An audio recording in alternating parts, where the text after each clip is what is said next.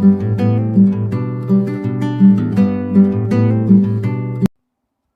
Friends, welcome back to our channel. ఎలా ఉన్నారు అందరూ? ఈరోజు నేను మీకు గుత్తి వంకాయ కర్రీ ఎలా చేయాలో చూపిస్తాను.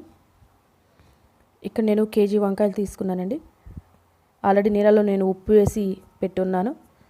ఈ వంకాయని మనం ఈ విధంగా క్రాస్గా 4 ముక్కలుగా కట్ చేసుకోవాలి.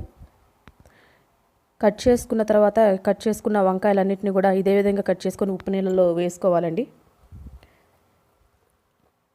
ఈ విధంగా చెక్ చేసుకొని పురుగు ఉందో లేదో చెక్ చేసుకొని మనం చాలా జాగ్రత్తగా కర్రీ అనేది ప్రిపేర్ చేసుకోవాలి. ఈ విధంగా నేను మొత్తం వంకాయల్ని కట్ చేసి ఉప్పు నీళ్ళలో వేసి ఉంచాను. ఇప్పుడు మనం లోపల స్టఫ్ కోసం ప్రిపేర్ చేసుకుందాము. దానికి నేను ఒక 1/2 కప్ వేజన్ పప్పు అనేది తీసుకున్నాను.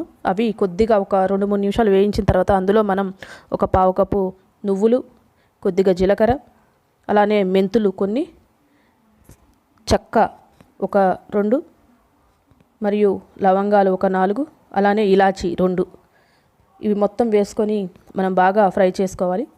ఒక 5 మినిట్స్ తర్వాత ఈ ఫ్రై అయిన తర్వాత సన్నగా తరిగిన కొబ్బరి ముక్కల్ని వేసుకొని అవి కూడా వేగిన తర్వాత ఇలా మిక్సీ జార్లోకి తీసుకొని అందులో కొద్దిగా అల్లం, ఒక 6-7 వెల్లుల్లి రెబ్బలు, ఒక పెద్ద సైజు ఉల్లిపాయ, ఒక 2 స్పూన్ల కారం, 1/2 స్పూన్ పసుపు, సరిపడా ఉప్పు వేసి 2 స్పూన్ల ఉప్పు వేసాను నేను ఇక్కడ. దాన్ని మనం గ్రైండ్ చేసుకొని పక్కన పెట్టుకోవాలండి. ఈ గ్రైండ్ చేసుకున్న తర్వాత ఈ స్టఫ్ని మొత్తం మనం గుత్తి వంకాయలోకి కూరుకోవాలి. ఇప్పుడు నేను కర్రీ కోసం నూనె వేడి చేసి అందులో మన పోపు దినుసులు వేసి కరివేపాకు, అలానే మనం కారం అనేది దాంట్లో ముందుగా వేసుకున్నాం కాబట్టి ఒక పచ్చిమిర్చి నేను వేపుతున్నాను. కొద్దిగా వేగిన తర్వాత మనం అందులో నిలువుగా కోసి పెట్టుకున్నటువంటి ఒక ఉల్లిపాయ వేసి అది మగ్గిన తర్వాత మనం మరి ఒక్కసారి ఇందాకంటే స్టఫ్లోకి ఇప్పుడు కర్రీలోకి కావాలి కదా, గ్రేవీలోకి, దాంట్లోకి 2 స్పూన్ల కారము, 1/2 స్పూన్ పసుపు, ఇక్కడ మాత్రం ఉప్పు కొద్దిగా సరిపడా వేసుకోవాలండి. దాన్ని మళ్ళీ కర్రీలో ఉంది కాబట్టి చూసుకొని తర్వాత నేను 2 టమోటా ముక్కలు వేసుకున్నాను. టమోటా కూడా మగ్గిన తర్వాత మనం స్టఫ్ కూరుకున్నటువంటి ఇదిగోండి వంకాయల్ని ఈ విధంగా మనం ప్రిపేర్ చేసి పెట్టుకున్నాం కదా, వాటిని ఒకసారి వేసి వాటన్నిటిని కలయబెట్టి మనం మూత పెట్టుకుందాం. మూత పెట్టిన ఒక 5 నిమిషాల తర్వాత మరి ఒక్కసారి మనం ఈ విధంగా మరి వంకాయని కలబెట్టుకొని ఇప్పుడు ఒకసారి 10 మినిట్స్ మగ్గనివ్వండి. ఈ 10 మినిట్స్ తర్వాత ఇలా మనం ఒక సైడ్కి అన్నిటినీ కూడా ఫ్లిప్ చేసుకుంటూ ఉండాలి.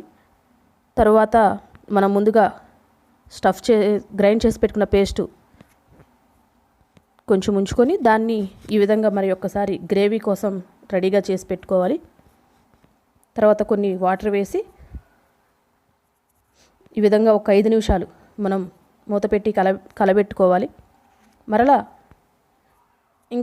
ఈ విధంగా కలబెట్టిన తర్వాత మరి ఒక్కసారి మనం మూత పెట్టి ఒక 5 మినిట్స్ ఫైనల్గా చేస్తే చూసారు కదా, చాలా చక్కగా ఉడికిపోయింది వంకాయ. ఇప్పుడు ఫైనల్గా మనం కొత్తిమీర వేసుకొని ప్రిపేర్ చేసుకుంటే రెడీ. మీ అందరికీ నచ్చిందా ఇది? మీరు కూడా నేను ఎలా ప్రిపేర్ చేసుకుంటారా లేదా అనేది నాకు కామెంట్ బాక్స్లో తెలియజేయండి. మీకు కనుక ఈ రెసిపీ నచ్చితే please subscribe our channel. Thank you, bye. ఒక్క నిమిషం, అలానే మీకు నచ్చితే లైక్, షేర్, కామెంట్ చేయటం మాత్రం మర్చిపోవద్దే. ఇప్పుడు బాయ్.